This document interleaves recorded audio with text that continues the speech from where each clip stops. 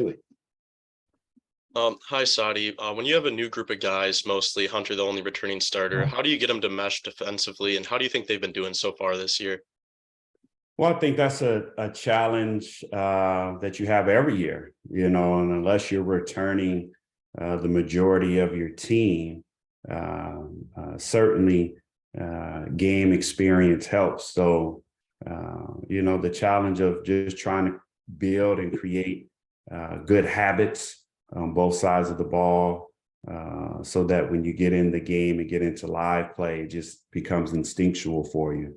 And I think that, over the course of the season, we've had some good and some challenging moments. And, that's what the preseason is about, trying to, build those habits and clean things up so that by the time you get into conference play, you're a bit more well-oiled machine as you move forward.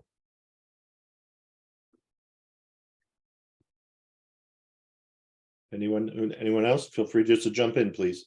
Saddi, hey, do you have an update on Jaelin's health status? You know what, Jaelin, it's tough to see him go down in the game. When I saw him yesterday, he was in great spirits. And, we're just going to continue to rally around him. Obviously we got, some of the best medical staff in the world, and, we're just going to rely on them. And but I also think, and guys know, it's a great opportunity, for the next man up for, however long Jaelin ends up being out. But the kid has handled adversity before, and, we're going to do everything we can to support him right now. Regardless, I guess, of whether he misses any time or how much time he misses, what have you made of Doug's play so far? And, how ready would he be to potentially take on a bigger role here early in his freshman season? Yeah, I think Doug has come along pretty well. He's been a great spark plug for us off the bench. He's been tremendous in terms of his willingness to learn. He's a great competitive kid, able to change the pace of the game with his speed and his quickness. And, we're confident that if his role needs to increase, that, we'll bring him along like we have every other guy. Thanks. Saddi, I know you have scouts for specific games, but do you look at the Big Ten as a whole? And if you have, what are your early impressions of the conference? Yes, I mean, you take little blinks of teams, along the way, in between being locked into, your next opponent.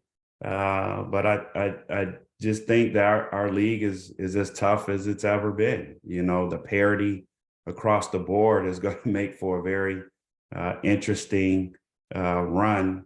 And I think at the end of the day, those teams that are able to have the most consistency throughout the season and survive the highs and the lows of the competition within our league will have the opportunity to be the last man standing. All of our goals are in front of us, and we have a great opportunity tomorrow night against a good Minnesota team to take some steps forward. So, you want to win as many, or at least put yourself in position to win as many games, and especially, any home games that you can get are a big plus in this league for sure. Looking towards tomorrow's game, what challenges do you expect Minnesota's offense to present? And what have you guys been working on defensively to try to neutralize that? Well, they can really shoot the ball. I mean, they have some really experienced veteran guys and Cooper and Battle and Garcia, and really good young talent in Payne. So they do possess the ability to be able to score inside and out. I think for us, we got to just continue to be consistent with our defensive habits and our defensive principles. making them shoot contested shots, and then ultimately finishing the possessions with rebounds. And then on the other side of the ball, just, stepping up, being confident with our shot making ability and being able to play inside and out. Hey, Saddi. Over your career, you've been with many coaches, Nate Oates, Greg, John Beilein. What is some new things you may have learned as a coach and as a leader, and from coaching and leadership now with a couple years with Juwan? Man, it's been a tremendous experience for me. He's such a great connector of people, and just learning and absorbing a lot of the NBA sets and philosophy and principles have been great for my personal growth. I think that his ability to, coach out of ATOs and seeing that dynamic has been, pretty eye-opening for me as it relates to, different coaches' mindsets and how they prepare for games and things like that. So, I know that I've been very fortunate to be able to work for and work with some great people in building my own personal craft. And, I'm very thankful and grateful to be here at Michigan, and, moving forward, whatever opportunities come, it will be a culmination of all the people that I've been able to work for and with. Saddi, assuming or thinking that Jaelin might not be able to go for at least a couple games, is it just a direct, Doug McDaniel takes over point guard roles, or do you guys kind of try out running the offense maybe through a Kobe, through Hunter or something like that? Well, it'd definitely be by committee. I mean, if you've watched enough games, we've run a lot through Hunter, so that's not going to change. But different guys certainly will have to step up and assume some different roles. Rotational guys off the bench.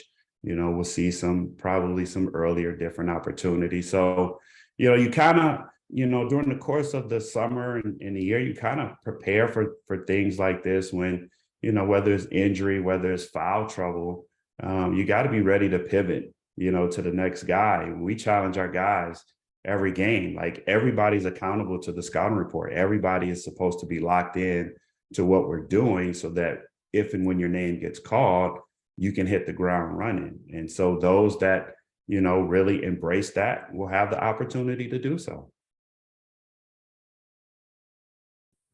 Hey, Saddi, I guess just sticking with that thought, I guess just how comfortable would you guys be putting, Kobe and Jet in more, I guess, ball screen situations if, Jalen's out and Doug, maybe he's not on the floor and they have to kind of maybe initiate the offense for you guys?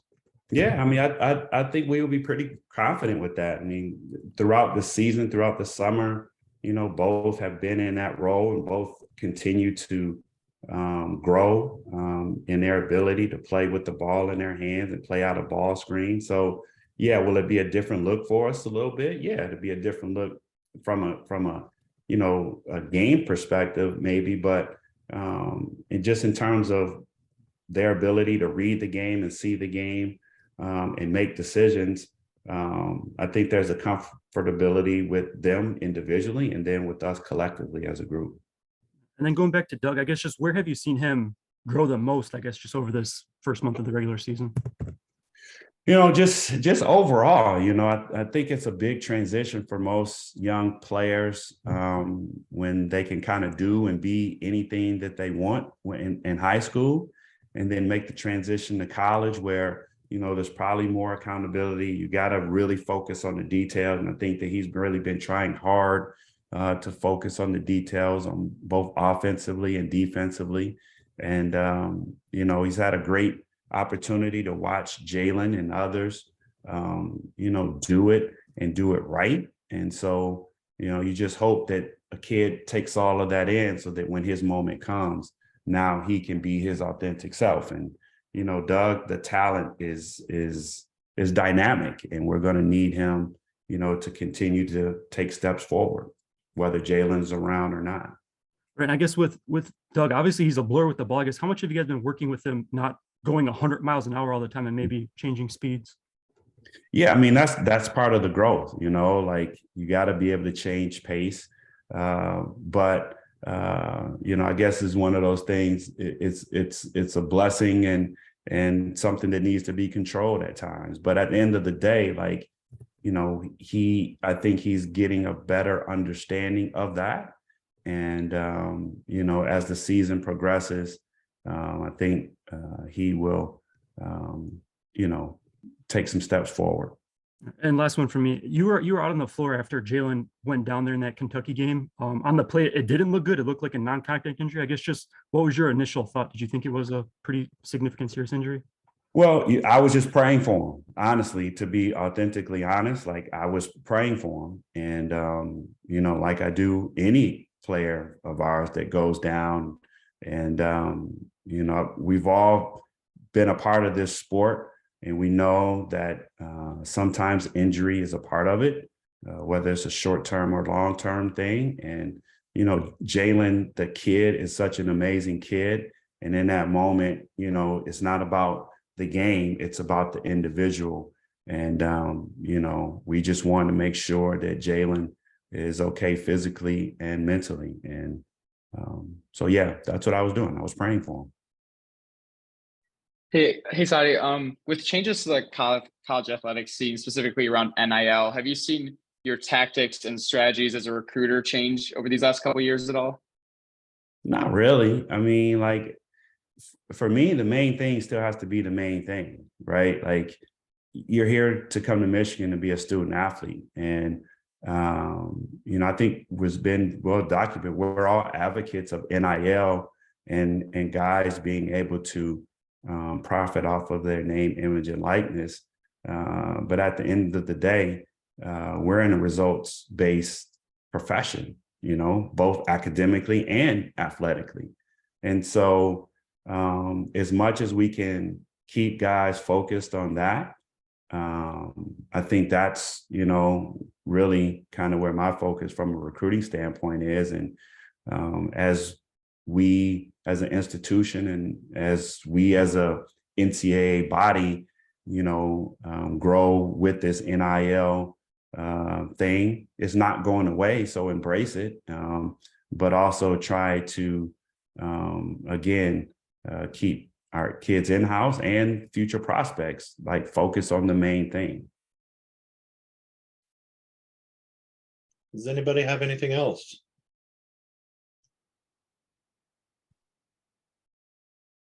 Okay, Coach, that's going to do it. We really appreciate your time.